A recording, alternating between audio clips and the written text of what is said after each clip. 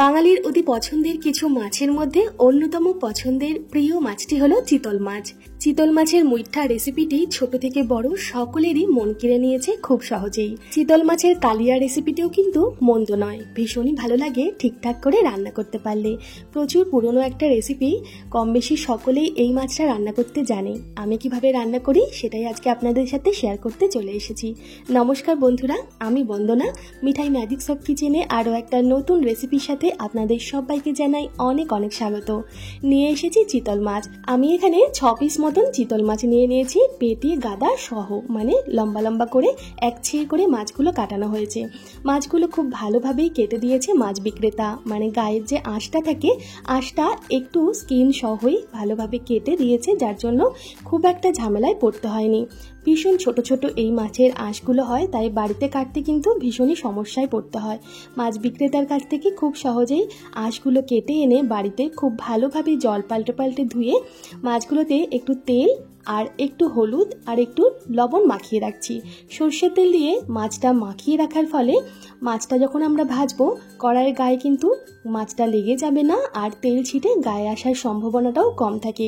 এছাড়াও মাছের গায়ে যদি আষ্টে গন্ধ যে থাকে, যার জন্য অনেকেই মাছ খেতে পছন্দ করেন না, সেই আষ্টে গন্ধটাও চলে যায় এই সর্ষের তেল মাছে মাখিয়ে রাখলে। খুব ভালোভাবে সর্ষের তেল, লবণ, হলুদ মাছে মাখিয়ে 15 থেকে 20 মিনিট রেখে দিতে পারলে ভীষণ ভালো হয়। এই সময়ের মধ্যেই আমরা বাকি যে রান্নার মশলাগুলো সেগুলো তৈরি করে নিতে পারি। মাছগুলোতে আমি ভালোভাবে লবণ, হলুদ, তেল মাখিয়ে এখানে মশলার জন্য নিয়েছি কাঁচা পাকা লঙ্কা, গোটা জিরে আর সামান্য আদা। এই সব মশলাগুলো শিলে বেটে নিতে পারলে তো ভীষণই ভালো হয়, খেতে আরও ভালো হবে। শিলে বাটা মশলার স্বাদই আলাদা হয়। আমি ছোট্ট একটা মিক্সিং জারে আদা, 2 চামচ মতন গোটা জিরে আর পরিমাণ মতন কাঁচা পাকা লঙ্কাটা বেটে নিলাম সামান্য জল দিয়ে মিহি করে। এই মশলাটার মধ্যে 1 চামচ মতন ধনে গুঁড়ো রেখে দিলাম, আর রান্নায় যতটা হলুদ লাগবে সেই হলুদটাও দিয়ে দিলাম। সব মশলাগুলো সামান্য জল দিয়ে ভালোভাবে গুলে রেখে দেবো কিছুক্ষণের জন্য। এরপর কিছু টমেটো আমি কেটে নেব। আজকে যে চিতল মাছের কালিয়াটা রান্না করব, নদীর টাটকা চিতল মাছ এটা, তাই এই মাছে পেঁয়াজ দিয়ে মাছের কিন্তু স্বাদটা আমি নষ্ট করব না।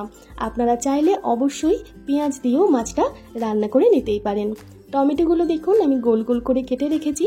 আপনারা চাইলে টমেটোগুলো একটু বেটেও নিতে পারেন, রান্নাটা তাড়াতাড়ি হয়ে যাবে, খেতে ভালো হবে, রান্নার রঙও সুন্দর আসবে। যেহেতু মাছগুলো একটু বড় বড় করে কাটা হয়েছে, তাই এই মাছ ভাজার জন্য একটু চওড়া পাত্রের দরকার হবে। তাই আমি একটা ননস্টিকের চওড়া কড়াই নিয়ে তাতে 2 থেকে 3 টেবিল চামচ সর্ষের তেল খুব ভালোভাবে গরম করে নিলাম। তেল থেকে যখন ধোঁয়া উঠবে সেই সময় সামান্য লবণ আমি তেলের উপর ছিটিয়ে দিলাম, যাতে মাছগুলো উল্টাতে পাল্টাতে সুবিধা হয়, কড়াইয়ের গায়ে মাছগুলো যাতে আঁকড়ে না ধরে। মাছগুলো আমি দিয়ে দিলাম তেলের উপরে। এই চিতল মাছ কিন্তু খুব বেশি ভাজা যায় না, মানে ভাজলে টেস্টটা আসবে না, মাছগুলো শক্ত হয়ে যাবে, খেতে ভালো লাগবে না। হালকাভাবে এপিট ওপিট মিনিট খানেক সময় ধরে মাছগুলো ভেজে প্রত্যেকটা মাছ আস্তে আস্তে তেল ঝরিয়ে তুলে রেখে দেব। যেহেতু কড়াইটা ছোট, তাই একসাথে সব মাছগুলো না দিয়ে 3টে ব্যাচে আমি মাছগুলো ভাজবো। দুটো দুটো করে মাছ আমি খুব সাবধানে এপিট ওপিট 1 মিনিটের জন্য ভেজে তেল ঝরিয়ে প্লেটে তুলে রাখছি।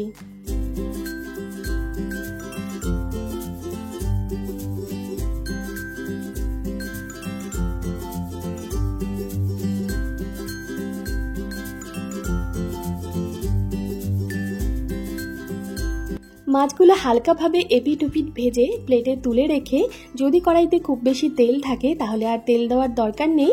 আমার এখানে আরও কিছুটা তেল লাগবে, তাই 2 চামচ মতন আরও সর্ষের তেল দিয়ে তেলটা গরম করে প্রথমে কেটে রাখা টমেটোগুলো দিয়ে দিচ্ছি।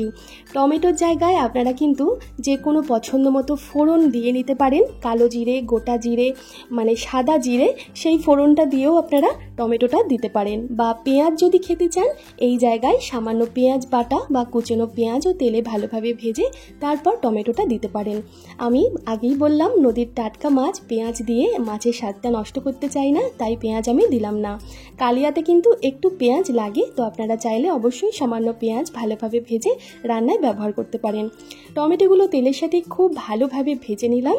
নিয়ে যখন টমেটো গলে গেছে সেই সময় আমি আদা, জিরে আর ওই যে লঙ্কা বাটা রেখেছিলাম, সাথে ধনে আর হলুদ একসাথে মিশিয়ে রেখেছিলাম, সব মশলাটা দিয়ে সামান্য বাটি ধোয়া জল দিয়ে মশলাটা মিডিয়াম আঁচে একটু ধৈর্য ধরে কষিয়ে নিতে হবে। খুব কম মশলায় যেহেতু রান্না হচ্ছে, এই মশলাটা কষিয়ে রান্না করাটা একটা ধৈর্যের ব্যাপার। আর ধৈর্য সহকারে অল্প অল্প গরম জল দিয়ে মশলাটা ভালোভাবে কষিয়ে নিতে পারলে রান্নাটা কিন্তু ভালো হবে। আমি গোটা জিরে বেটে দিয়েছি, আপনারা চাইলে জিরের গুঁড়ো গোটা জিরের জায়গায় অবশ্যই ব্যবহার করতে পারেন। দেখুন রান্নায় যতটা লবণ লাগবে মশলাটা কষাতে কষাতেই সেই লবণটা আমি দিয়ে নিচ্ছি। আর সামান্য চেরা কাঁচা লঙ্কাও দিয়ে দিলাম। বাড়িতে বাচ্চা কাচ্চা থাকলে ঝালটা আমরা খুব বেশি দিতে পারি না রান্নায়, সেই ক্ষেত্রে একটু গোটা কাঁচা লঙ্কা বা একটু মুখ চিরে কাঁচা লঙ্কা রান্নায় ব্যবহার করলে বাচ্চারাও সেটা খেতে পারে, আর আমরা বড়রাও প্রয়োজন অনুযায়ী কাঁচা লঙ্কাটা ডলে ভাতের সাথে খেতে পারি। খুব ভালোভাবে মশলা কষিয়ে মশলার থেকে যখন তেল ছাড়বে সেই সময় হাতের কাছে আমি গরম জল করে রেখেছিলাম, গরম জলটাই কিন্তু দিয়ে দেব কষানো রান্নায়। ভালোভাবে ঝোলটা যখন ফুটে উঠবে এক একটা করে মাছ সাবধানে সাজিয়ে দিয়ে দেব ঝোলের মধ্যে।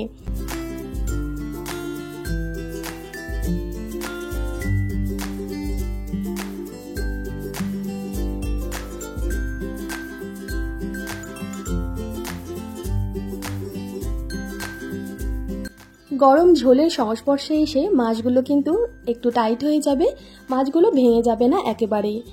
যতটা সম্ভব মাছগুলো হালকা হাতে একটু নাড়াচাড়া করে ঝোলের মধ্যে ডুবিয়ে দিতে হবে আর এটা ফুটতে দিতে হবে।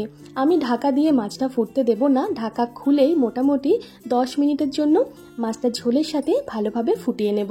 যেহেতু পাত্রটা ভীষণই ছোট, মাছের পরিমাণ বেশি, তাই বারবার খুন্তি লাগাবো না। কড়াইয়ের দুদিকে যে হ্যান্ডেলটা আছে ধরার, সেই হ্যান্ডেলটা ধরেই মাছগুলো আমি ভালোভাবে একটু এইভাবে নাড়িয়ে নেব।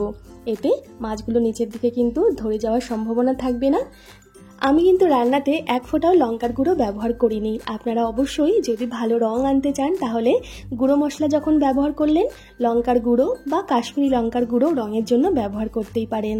দেখুন যতটা গ্রেভি দরকার সেই অনুপাতে গ্রেভি রেখে নামিয়ে নিলাম চিতল মাছের কালিয়াটা। খুব সুন্দর হয়েছে দেখতে, খেতেও কিন্তু এটা অসাধারণ হয়। আপনারা যারা যারা এখনো পর্যন্ত এই রান্নাটা করেননি অবশ্যই হাতের কাছে চিতল মাছ পেলে এইভাবে চিতল মাছের কালিয়া রান্না করে নিতে পারেন। যদি ঝোল খেতে পছন্দ করেন মশলা একই থাকবে, শুধু ঝোলের পরিমাণ বেশি হবে।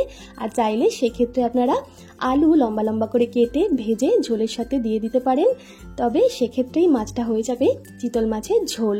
গরম ভাতের সাথে অপূর্ব লাগে এই চিতল মাছের কালিয়া। যদিও ভীষণ কাঁটা থাকে এই মাছে, কিন্তু পেটের দিকের মাছগুলো বাচ্চারা খেতে কিন্তু বেশ পছন্দ করবে, পেটের দিকে যেহেতু কাঁটা কম থাকে আর স্বাদও এর ভালো হয়। আজকে এই রেসিপি কেমন লাগলো অবশ্যই একটা কমেন্ট করে জানাবেন। ভালো লাগলে একটা লাইক করতে ভুলবেন না, শেয়ার করুন তাদের সাথে যারা মাছ খেতে ভালোবাসে, যারা নতুন নতুন রান্না শিখছে। সবাই ভালো থাকবেন, সুস্থ থাকবেন। ফিরে আসছি খুব তাড়াতাড়ি নতুন কোনো রেসিপির সাথে। আজকের মতো নমস্কার।